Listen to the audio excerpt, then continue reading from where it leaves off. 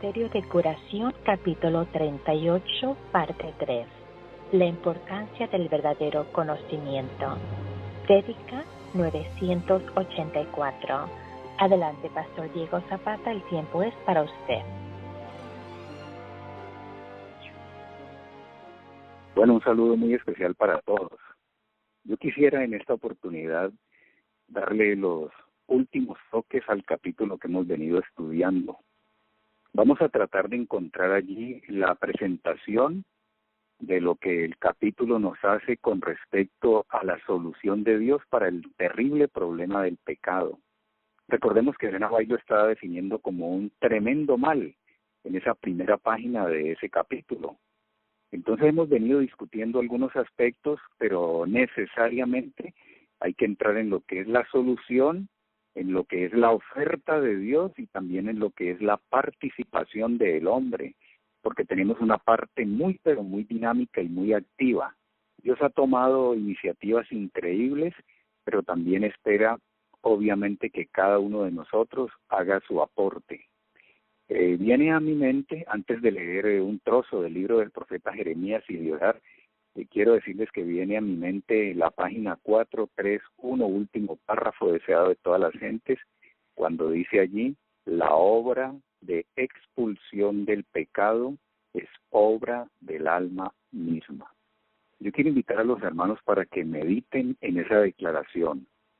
Tomen ese párrafo, repito, de la página 431 del deseado, sumérjanse en ella, miren a ver qué es lo que Dios está diciendo, tratemos de resolver esa pregunta, realmente qué es lo que yo debo hacer, cuál es mi participación en Cristo, ¿no? Porque definitivamente separados de Él nada podemos hacer.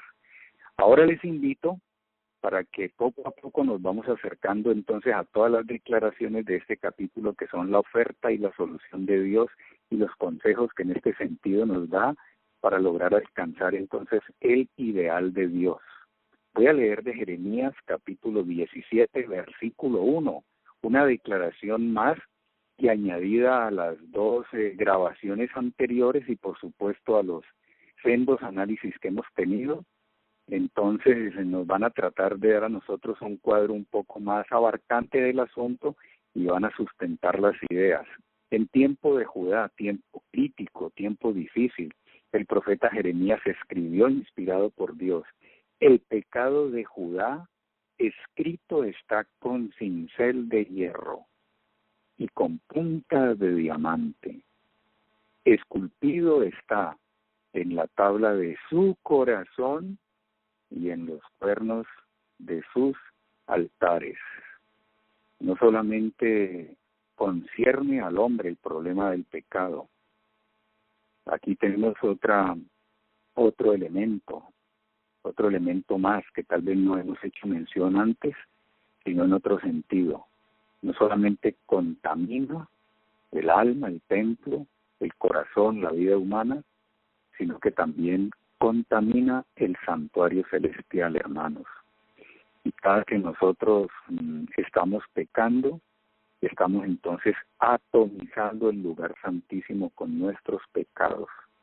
Y la obra de purificación viene ejecutándose desde el año 1844, hace más de 160 años.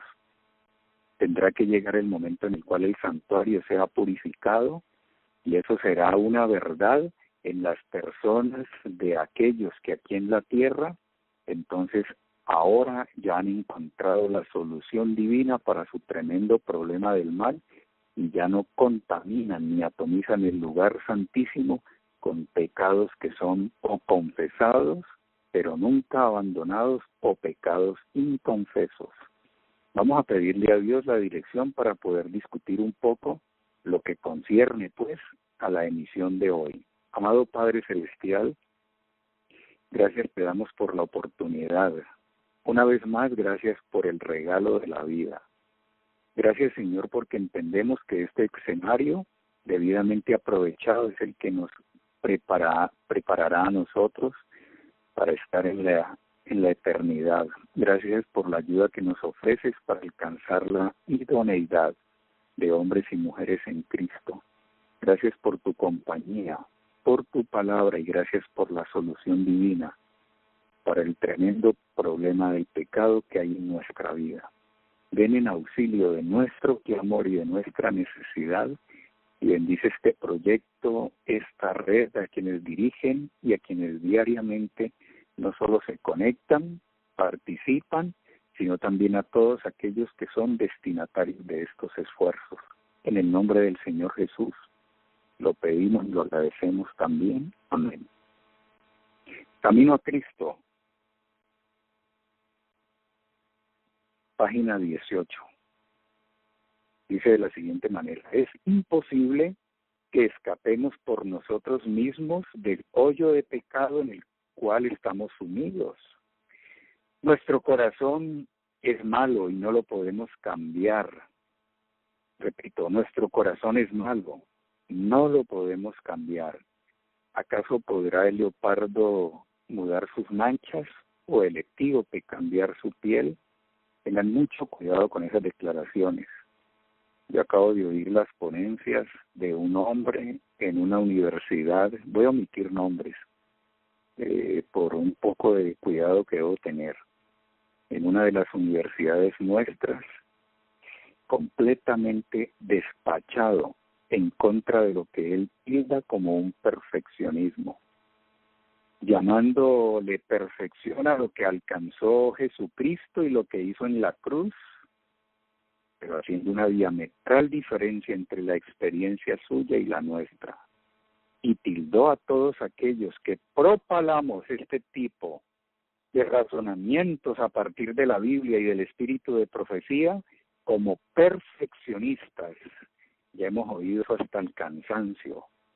Y luego atacó nuestras posiciones con respecto a la naturaleza de Cristo y atacó todos los ministerios que de alguna forma tienen como base en su servicio esto, tildándolos de alguna manera como muy tópicos en su posición, porque siempre están hablando de lo mismo. Decía, el 90% de sus temas, todos rayan exactamente lo mismo. Yo hago ese paréntesis para que no nos vamos a desviar nosotros en nuestras concepciones al respecto. Y ha venido a mi memoria eso no en calidad de denuncia, sino simplemente como nota aclaratoria, porque aquí Elena White en el Camino a Cristo está diciendo, nuestro corazón es malo y no lo podemos cambiar. Pareciera ser que hay un determinismo que debe gobernar nuestra vida entonces. Y ella sigue diciendo, escuchen, ¿quién podrá sacar cosa limpia de inmunda? Y contesta categóricamente, ninguno. Si las líneas se cerraran de esa manera, no habría ninguna solución para nosotros. Parece que remontaríamos al cielo las experiencias de nuestras deficiencias terrenas. Y tal vez, digo yo, ¿no? Podríamos poner a riesgo una vez más la armonía del universo en la eternidad futura. Sigue diciendo la nota, el ánimo carnal es enemistad contra Dios, pues no se sujeta a la ley de Dios ni a la verdad de lo puede estar. Y ojo a esto, hermanos, la educación, esto es verdad, la cultura, el ejercicio de la voluntad, el esfuerzo humano, todos tienen su propia esfera, pero no tienen poder para salvarnos. Pueden producir una corrección externa de la conducta, pero no pueden cambiar el corazón. Así que la nota y la declaración que inicialmente, si la dejamos entrecortada, pareciera decir una cosa, comienza entonces a proponer de una forma sutil que hay una solución para eso, pero no está justamente en la educación, tampoco en la cultura, tampoco en el ejercicio de la voluntad, menos en el esfuerzo humano. Podrán tener su esfera, dice, pero no tienen poder alguno para salvarnos. Inclusive pueden producir correcciones externas de la conducta, pero esto de cambiar el corazón y purificar las fuentes de la vida no tienen lugar para eso. Pero aquí comienza entonces a presentar el aspecto desde el punto de vista más halagüeño y más promisorio. Debe haber entonces un poder que obre desde el interior, una vida nueva de lo alto, antes que el hombre pueda convertirse del pecado a la santidad. Ese poder es Cristo. Bendito sea el Señor. Aquí se vislumbra la solución. Separados de Él no hay solución, no hay alternativas, no se ofrece absolutamente nada. Seguiremos empecinados en nuestros pecados y en nuestras conductas erráticas o en nuestro formalismo hueco y vacío, pero necesitamos una nueva vida de lo alto, hermanos. No nos extrañe como extrañó a Nicodemo, que él tenga que decirnos hoy, anoden, vuelvan a comenzar, vuelvan a empezar. Si este no ha sido el evento de su vida, encuéntrense con esto ahora y comiencen una nueva vida, el amanecer de un nuevo día, el amanecer glorioso. Por eso él dice, yo estoy a la puerta del corazón y llamo, ¿no? Yo estoy a la puerta y llamo. Si alguno oye mi voz y abre la puerta, entraré a él y cenaré con él.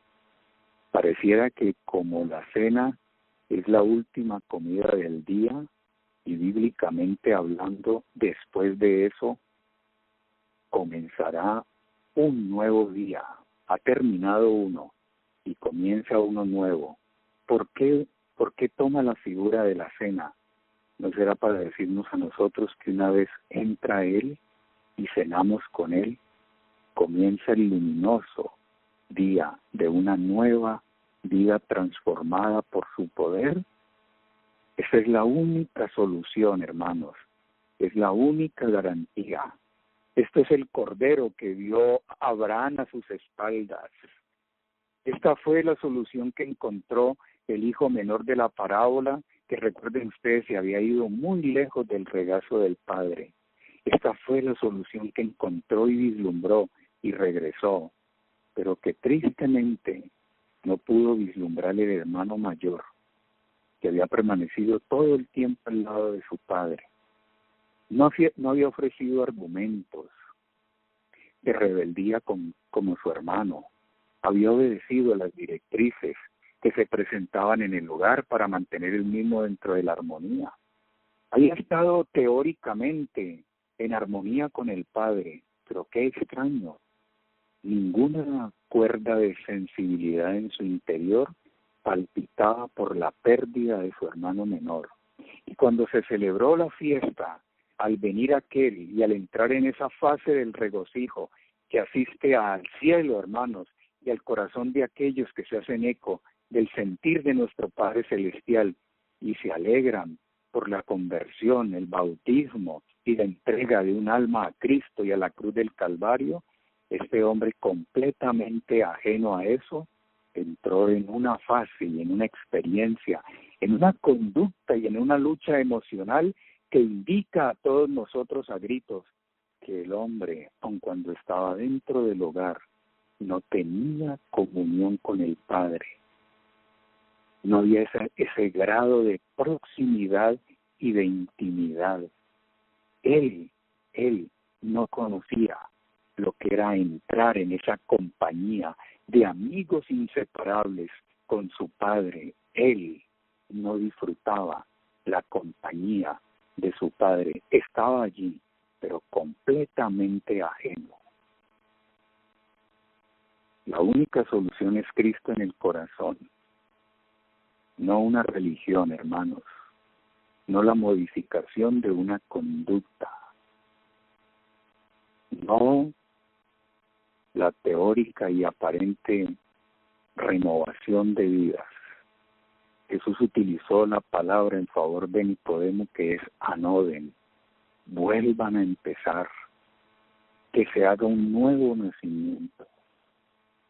Elena White dice, tiene que haber un poder que obre entonces desde el interior una nueva vida de lo alto antes que el hombre pueda convertirse del pecado a la santidad, y ofrece esto como solución. Ese poder es Cristo, únicamente su gracia podrá vivificar las facultades muertas del alma y atraer esta a Dios y a la santidad. Y en el capítulo que estamos estudiando, página 361, capítulo El verdadero conocimiento de Dios. Leímos en la grabación pasada este párrafo y lo retomo. El gran peligro del hombre consiste en engañarse a sí mismo, creerse suficiente de por sí y apartarse de Dios, la fuente de su fuerza. Nuestras tendencias naturales, si no las enmienda el Espíritu de Dios, encierran una semilla de muerte moral. Ahora dice, a no ser que nos unamos vitalmente con Dios. No podemos pasar por alto estas dos palabras. Es una unión vital, no un contacto casual. ¿Cuántos tocaron a Jesús en medio de la multitud y del vocerío, teniendo necesidades? Pero su contacto fue casual. Pero cuando esa mujer enferma hizo el toque de la fe y el contacto por medio de la fe, quedó inmediatamente sana, y Jesús ponderó el acto de ella, diciendo que alguien me ha tocado. La respuesta de Pedro fue irrisoria, cayó en el plano, hermanos, de la incomprensión espiritual y cabal de lo que el maestro estaba queriendo decir. No había discernimiento en el discípulo. Tal vez él también lo tocaba en ese momento de forma casual. ¿Cuántos en el desierto, ante la solución de Dios, de una serpiente izada en alto, una serpiente de bronce, desconsideraron el símbolo, desconsideraron el remedio, ignoraron y tal vez ridiculizaron la oferta y murieron irremisiblemente? Pero aquellos que miraron con fe, siguieron las recomendaciones, vieron que era exactamente el remedio y la cura más eficaz para la mordedura de las serpientes ardientes. Para el pecado no hay metodología científica que pueda traer una propuesta viable y conducente. Para el pecado, hermanos, y la transformación del corazón y de la naturaleza, no podemos tener tan solo un contacto casual. Necesitamos estar vitalmente unidos al Señor. Y dice ella aquí, porque si no es así, nunca podremos resistir los efectos impíos de la concupiscencia, del amor egoísta y de la tentación a pecar. Por eso el pueblo de Dios estuvo y está hoy en esta triste realidad, hermanos, porque hemos perdido de vista que esto se trata no simplemente de ser someros ni superficiales, sino llevar las cosas al fondo. La figura que Jesús utilizó en el Evangelio de Juan, capítulo 15, es como una rama ligada vitalmente al tronco para que pueda fluir la savia desde las raíces, tronco, a las partes más distales y alejadas del vegetal. Esa es la garantía de su vida. Si ese contacto, esa unión se interrumpe momentáneamente, si solamente se mantiene de forma esporádica, no cae dentro de la recomendación de ser una unión enteramente vital. Y por lo tanto, el adorador está enmascarando una serie de deficiencias, de problemas y de situaciones de índole moral que algún día se manifestarán. Por eso la señora White dijo, ¿a cuántos? No, yo no sé a cuántos, se les tendrá en cuenta sus pecados, se les señalará esto del pecado, así no hayan caído en la situación. Pero luego ella dice, simple y sencillamente, a falta de una oportunidad. Pareciera entonces que basta con que la persona que está enmascarando esto, que tiene contactos intermitentes, que no disfruta de una comunión íntima, que se parece tanto al hijo mayor de la parábola de Lucas 15.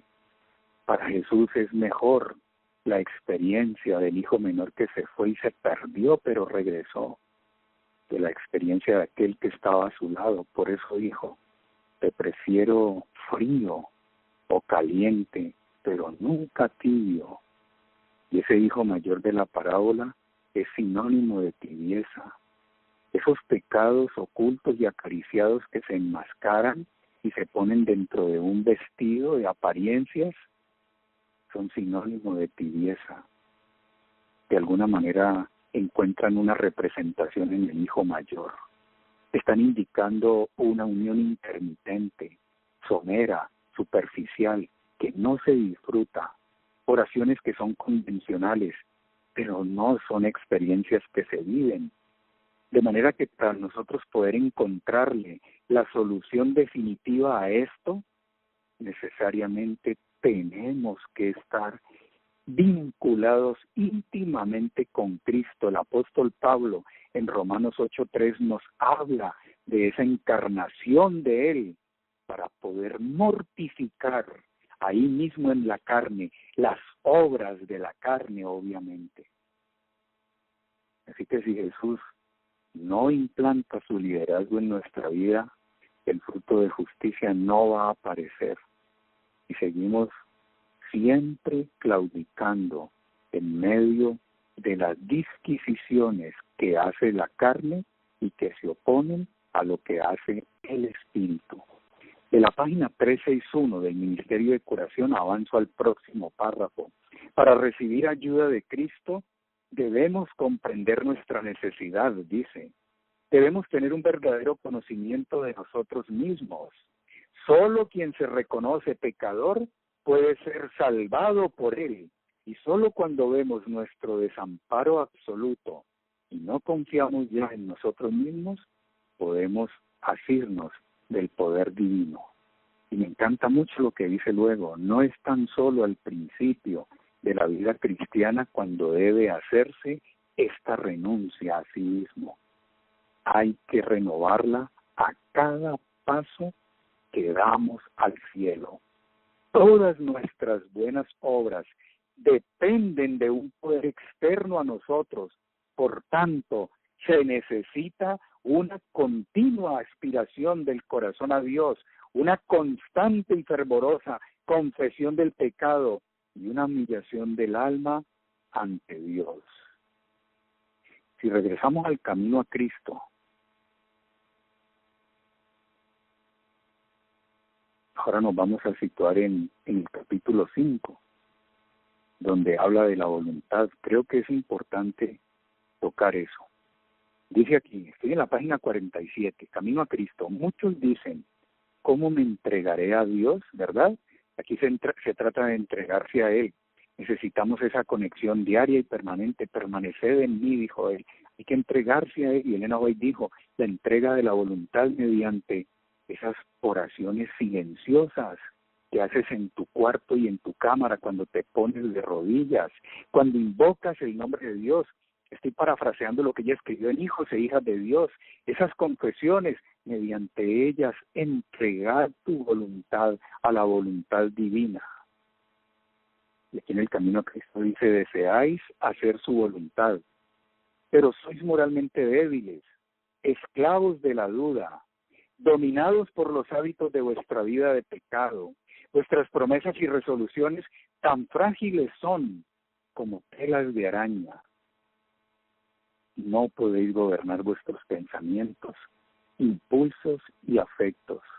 El conocimiento de vuestras promesas no cumplidas y de vuestros votos quebrantados debilita la confianza que tuvisteis en vuestra propia sinceridad y os induce a sentir que Dios no puede aceptaros, pero no necesitáis desesperar. Lo que debéis entender, ojo a la clase, esto es clave, hermanos. Dice aquí, lo que necesitamos entender es la verdadera fuerza de la voluntad.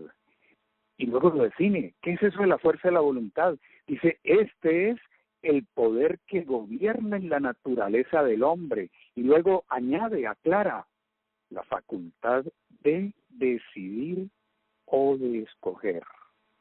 Recordemos Job 22:21. Vuelve ahora en amistad con Él. Reconcíliate ahora con Dios. En otras palabras, escoge, según Deuteronomio 30, escoge pues la vida para que vivas tú y tu descendencia. El poder de la voluntad, escoger a Cristo como el Señor de nuestra vida. Y eso es lo que está planteando. Lo que debéis entender es la verdadera fuerza de la voluntad. Este es el poder que gobierna en la naturaleza del hombre. Hermanos, tengamos mucho cuidado con nuestro estilo de vida. No sea que cuando se nos pide y se nos exige en este conflicto, está prácticamente agonizando, tener una férrea voluntad, un dominio y un control desde el lóbulo frontal. Nosotros, por nuestra incapacidad para ser templados, temperantes, estemos dándole al área límbica la oportunidad de controlarnos. Si es así, estamos perdiendo la batalla, hermanos, y la guerra. Si el área límbica, el hipotálamo, el área de las emociones, lo que gobierna eso de las inclinaciones y de las apetencias, son los que te están dominando, pues yo me temo que solamente un atuendo para cubrir las deformidades es lo que estamos portando. ¿Cuántos de nosotros hemos experimentado una lobotomía sin haber tenido un accidente? Sencillamente porque tenemos un estilo de vida que no congenia con la voluntad de Dios. Porque vivimos vidas de complacencia. Porque cuando estamos sentados a la mesa, perdemos el control. Porque las cenas suculentas y nocturnas, opíparas, parecieran no tener para nosotros ninguna importancia desde la recomendación de Dios. Y yo apenas estoy mencionando un punto. Esto es un abanico. ¿Cuántas cosas están fortaleciendo la inclinación natural del pueblo de Dios, pueblo profeso de Dios hoy? ¿Cuántas cosas? Y entonces, ¿cómo tenemos la facultad de elegir? ¿Cómo la tenemos? ¿Quién nos controla? ¿Quién nos controla? ¿Quién controla entonces la naturaleza del hombre? ¿Cuál es el poder decisorio? ¿Está en el lóbulo frontal? ¿Tiene que ver con el juicio, la razón del hombre? ¿Tiene que ver con la corteza cerebral? Pues será con el área límbica y la naturaleza inferior. Si eso está comprometido, el poder que gobierna la naturaleza del hombre nunca, nunca se alzará al cielo. Siempre nos mantendrá anclados aquí en la tierra. Respetemos y valoremos este poder que nos hace diferentes de las criaturas irracionales. Ella le llama, me encanta esto cuando habla de la voluntad, ella dice que es un poder, que es un gobierno, puede ser un imperio que domina toda la naturaleza nuestra. No deberíamos ser manejados por instintos, por emociones, ni por pareceres, ni por conductas que se desprenden de una inclinación. Deberíamos ser controlados enteramente por una voluntad refinada y santificada que cada día en conexión viviente estamos poniendo en las manos de Dios para que nos la devuelva refinada y santificada. Estamos en esa fase de lo que dijo el apóstol Pablo. Cristo es el que en vosotros produce el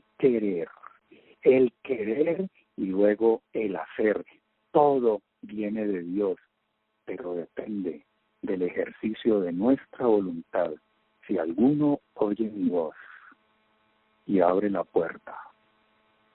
Si emplea la voluntad a fondo para estirar su mano, tomarse del picaporte y luego decirle de corazón, Señor, pasa. Ella dice, esta es la facultad de decidir o escoger. Te escojo hoy, entra a mi corazón, establece tu trono y dame férrea voluntad para que en armonía con la decisión que he tomado, según Job 22:21, ahora aplique Job 22:28. Determinarás asimismo una cosa y esta te será firme. Cuando venga, por ejemplo, el vino que rojea en el vaso, ahora eres tú, impulsado por ese poder, a quien le has confiado tu capacidad de elegir, a quien has escogido mediante tu capacidad de escoger y libre albedrío. Ahora ese poder viene en la fuerza tuya para decirte no peques más. Y eres tú quien decide no tomar la copa de licor. José lo entendió en la praxis y elevó los ojos al cielo y luego dijo, ¿cómo pues haría yo este grande mal y pecaría contra Dios? Y salió huyendo de la tentadora. No se quedó allí esperando que un ejército celestial lo viniera a remover de la situación. Empleó sus facultades después de elegir y de escoger y vivir para la gloria de Dios. Y Jesús en el desierto de la tentación esperó que la palabra le trajera el auxilio, le diera alivio y no se movió por las recomendaciones satánicas. Prefería estar en ese estado de nutrición, pasar hambre, casi morir, pero no se movió. Y si tú lo decides, nada te puede mover. Tú y yo seremos como el monte de Sión. Por eso dice aquí, todo depende de la correcta acción de la voluntad. Dios le dio a los hombres el poder de elegir, pero a ellos les toca ejercerlo. No podéis cambiar vuestro corazón, es verdad, reitera, ni dar por vosotros mismos tus afectos a Dios, pero haz algo, y tenemos que hacerlo cada día, hermanos. Escoge servirle, Señor. Hoy te escojo como el líder de mi ser. Hoy decido tomar tu cruz. Hoy acepto tu señorío. Hoy te entrego mis afectos, te entrego mi corazón. No te lo puedo dar, Señor, me cuesta trabajo porque soy egoísta, pero tómalo tú. Y dice Elena White, podéis darle vuestra voluntad, así, ¿no? Para que Él obre en vosotros tanto el querer como el hacer según su buena voluntad. Y miren qué maravilloso resultado. Dice ella, de ese modo vuestra naturaleza entera estará bajo el dominio del Espíritu de Cristo. Vuestros afectos se concentrarán en Él y vuestros pensamientos se pondrán en armonía con Él. Reconozco que esto no es ipso facto, no es como con el tronar de los dedos. Esto es un proceso. Y si se presentan situaciones que comprometen nuestra felicidad, nuestra paz y nuestra relación con Dios, pues hermanos, hay que emprender el camino nuevamente. No estoy queriendo decir que el pueblo remanente y los 144,000 se encontrarán hasta el fin en esa situación. Pero si nosotros estamos todavía dentro de ese proceso, reconozcamos que es muy probable que se presente una situación de esas. Pero una vez pase, si ha sucedido, lo que tenemos que hacer nosotros es levantarnos. Y la palabra que utiliza ahora es un renovado esfuerzo. Ahora del camino a Cristo, voy a terminar esta parte con esta declaración. Desear ser bondadosos y santos es rectísimo, pero si no pasáis de esto, de nada os valdrá. Muchos se perderán esperando y deseando ser cristianos. No llegan al punto de dar su voluntad a Dios. Y ojo a esto, hermanos, no deciden ser cristianos ahora. Cada respiro nuestro debiera ser, Señor, toma mi voluntad, es tuya. Y no es solamente una fraseología, es que cuando venga la prueba, irrumpa la tentación y la insinuación, el individuo eleve su pensamiento a Dios y le diga: Señor, no soy yo, tú eres mi amo, tú eres el que establece las leyes, las requisitorias, tú eres el que puedes establecer el gobierno en mi vida. En este preciso momento no elijo ser yo. En este momento no actúo como yo. En este momento no actúo como la carne disparada y a punto de detonar. Estos detonantes de mi naturaleza te los traslado a ti. Ahora decido, en medio del silencio y de la espera, mantenerme en ti, hasta que eso se vaya convirtiendo en el patrón de la vida nuestra. Ser cristianos ahora, al despertar, al empezar el día, al avanzar, siempre alertas, siempre velando y orando para no caer en tentación. Por eso, al regresar aquí a la página del Ministerio de Curación, 361, último párrafo, dice: no es tan solo al principio de la vida cristiana cuando debe hacerse esa renuncia a sí mismo, hay que renovarla a cada paso que damos al cielo, porque todas nuestras buenas obras dependen de un poder externo a nosotros.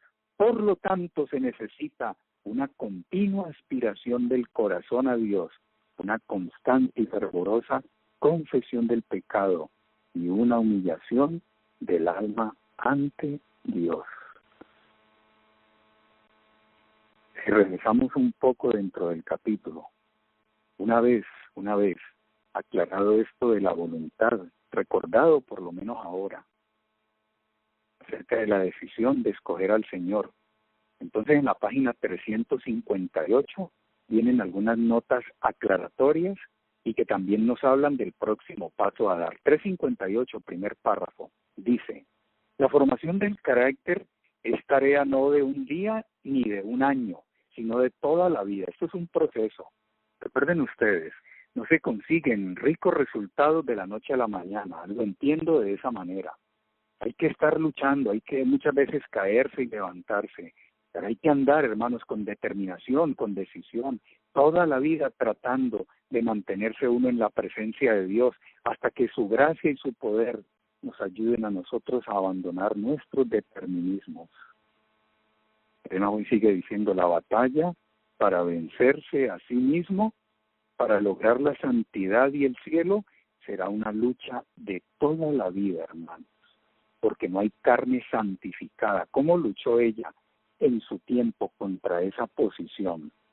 Y yo no quiero que nosotros caigamos en el perfeccionismo que hace que se levanten tantos dedos escarnecedores, porque caeríamos en el mismo si empezamos a pensar que podemos tener ya una carne santificada. Aquí dice que esta es la lucha de toda la vida. Luego dice: se necesita un continuo esfuerzo, una constante actividad. No podrá haber adelanto en la vida divina y no podrá obtenerse la victoria sin ese esfuerzo continuo y pertinaz. Y en la página del frente, en la 359, aumenta estas declaraciones, ¿no? Las extiende. La vida cristiana es una batalla y una marcha. En esta guerra no puede haber descanso. El esfuerzo debe ser continuo. Recuerden, elegir ser cristianos ahora nos exigirá que todos los ahora de los cuales está compuesta la medida del tiempo dentro de un día de 24 horas tendrán que vernos siempre en la decisión de ser cristianos y de ser de Él. Así que no habrá descanso.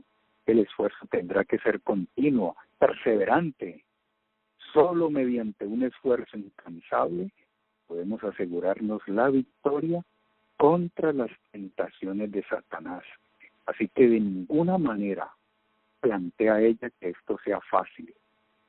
Pero luego dice: debemos procurar la integridad cristiana con energía irresistible y conservarla con propósito firme y resuelto. ¿Cuántas peripecias pasamos cuando nos incluimos dentro de un programa académico y un aula de clase.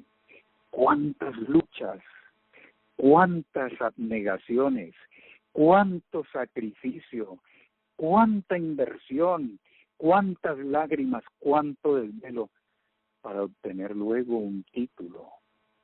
Y el deportista, ¿no? Según la analogía que utiliza Pablo, ¿cómo se niega para poder conseguir un lauro que luego se marchita y un triunfo que luego lo verá él desplazado del sitial para coronar a otras figuras más grandes que él, porque en ese sentido todo es temporal y pasajero, pero una corona inmarcesible que puede eventualmente ceñir tus sienes y las mías necesita integridad cristiana intachable, energía irresistible y un propósito firme y resuelto. Lamento que dentro de estas experiencias haya tanta frivolidad, pero más bien haya tanta inestabilidad. Las personas van, vienen, sin propósito. Pareciera que ocultan con ello un tremendo dolor emocional. No han encontrado el sentido de la vida. No tienen factores que le den significado a la vida y van y vienen. Pero encontrarse con Cristo, hermanos, encontrarse con el Señor, le da propósitos. Amístate ahora con Él y tendrás paz. Y luego determinarás una cosa y te será firme, porque la figura que se mueve es la figura de Él. Volvamos a la página 358. Dice, bien puede formarse el propósito y empezar a realizarlo. Aquí viene el papel de la determinación. Si la decisión nos elevó al cielo y está tratando de hacerle trono a Él, entronizarlo en el corazón, ahora viene la participación nuestra. La expulsión del pecado es obra del alma misma, recuerden. Entonces dice aquí, bien puede formarse el propósito y empezar a realizarlo, pero su cumplimiento cabal requiere trabajo, tiempo, perseverancia, paciencia y sacrificio. Y el párrafo siguiente de la 358 dice, no obres impulsivamente, no te descuides ni un momento. Asaltados por las tentaciones sin cuento, debemos resistir con firmeza o ser vencidos. Si llegamos al fin de la vida sin haber concluido nuestra obra, la pérdida será eterna. Vuelvo a remitirlos para que dentro de esta discusión ustedes estudien, repito, el párrafo de la página 431 del deseado. Es iluminador. Realmente es iluminador ese trozo y es consolador, hermanos, porque ahí nos dice que cuando en nuestra angustia y necesidad clamamos, un poder sobrenatural viene en auxilio nuestro. Definitivamente siempre en Dios la clave está en no perderlo a Él de vista, hermanos. La clave está en no separarnos. La clave está en no hacer uniones intermitentes, laxas, superficiales. La clave está en el estar unidos vitalmente con Él, como un órgano al cuerpo. El aspecto número 3, incluido dentro de esto que estamos discutiendo como solución allí mismo, en la página 358, la vida del apóstol Pablo fue un constante conflicto consigo mismo. Él dijo, cada día muero. Su voluntad y sus deseos estaban en conflicto diario con su deber y con la voluntad de Dios. Pero, en vez de seguir su inclinación, hizo la voluntad de Dios, por mucho que tuviera que crucificar su naturaleza. Volver a Dios es recibir de Él la fuerza para que al determinar algo, ésta no sea firme. Y en la página 359 plantea el punto 4.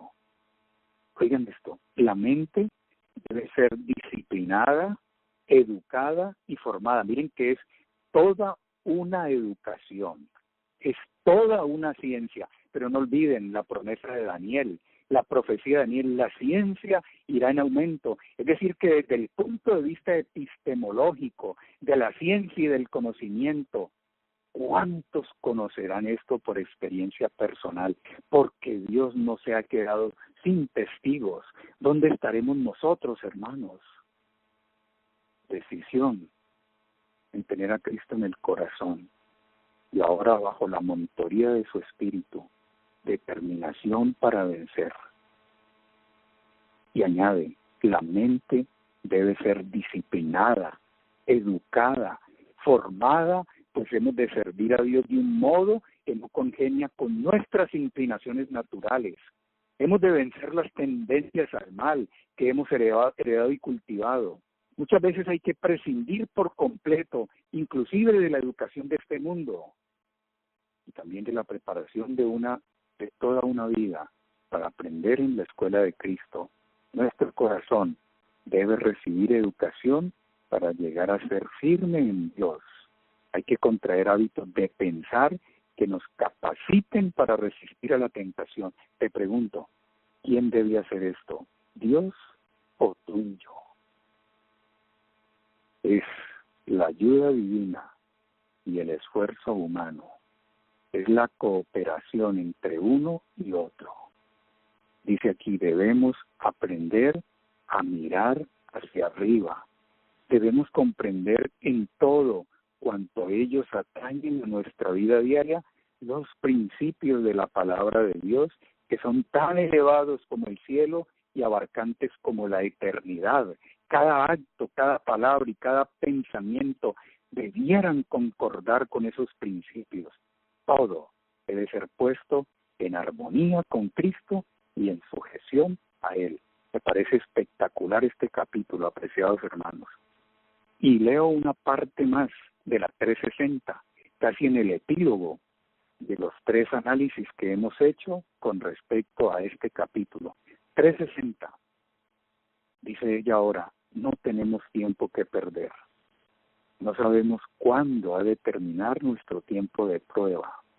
A lo sumo, no podemos contar sino con una vida harto breve, pero no sabemos cuándo la saeta de la muerte atravesará nuestro corazón.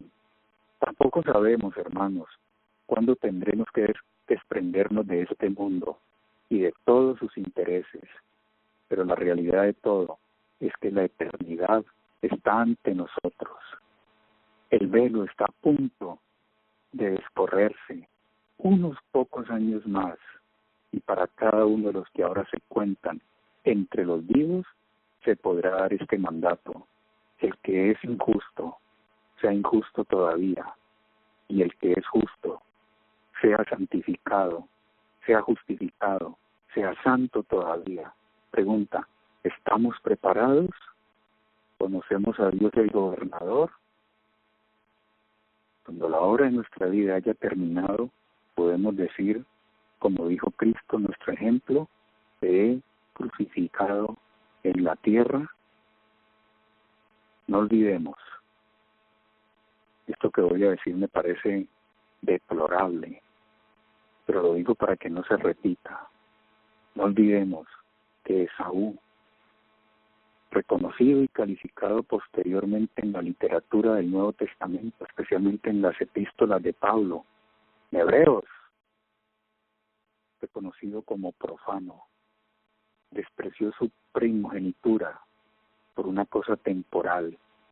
No era un hombre maduro, antepuso sus intereses y sus deseos a los bienes venideros y a la corona de gloria y al fruto imperecedero de la justicia de Cristo, y por una cosa que esperaba saciar, pero que luego le reportaría el bien de haberlo hecho y de quedarse de todas maneras con la bendición, se encontró con que nunca más la pudo recuperar, para siempre jamás.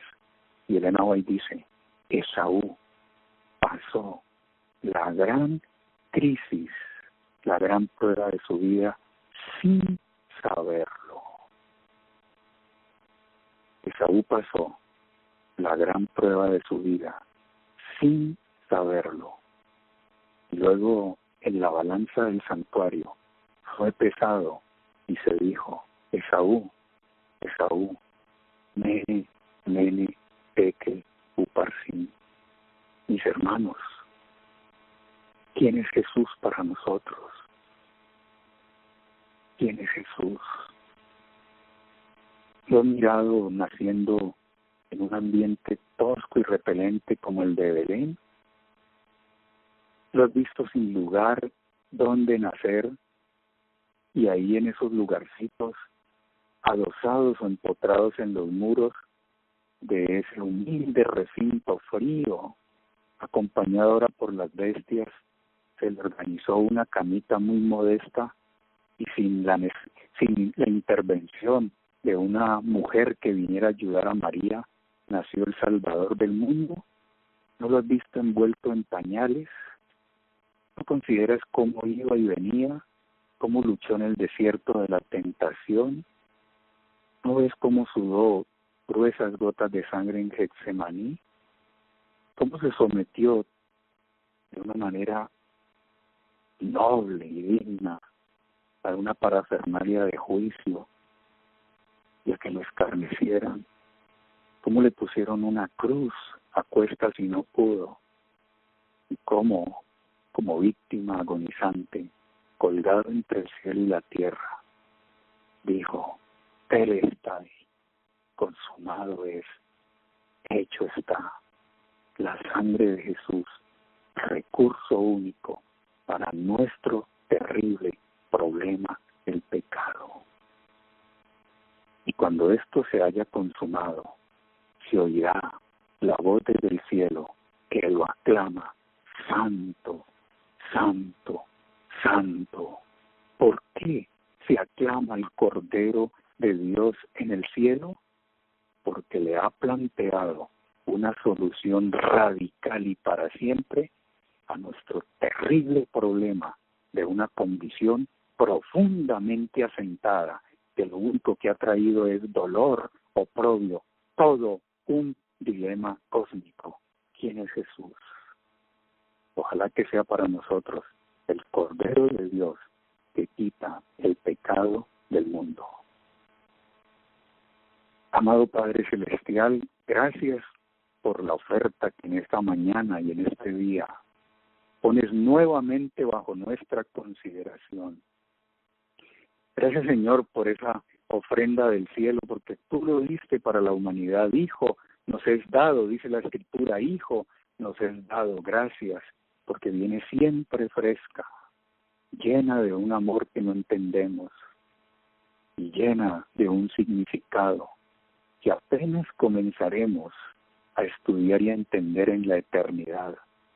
Pero permítenos tener una vislumbre de ese sacrificio y del elevado costo de nuestra salvación hoy, para que el pecado comience a resultarnos odioso. Auxílianos, Señor, en esto, porque no podemos, no hemos podido y nunca llegaremos a la conclusión de que lo hemos conseguido, sino solamente en ti. Y permite que sea el gozo y la fuerza del alma, que podamos decir de todo corazón, amo a Jehová, con toda el alma, con todo el ardor, con toda la vida. En el nombre de Jesús te lo pedimos y agradecemos. Amén. Amén.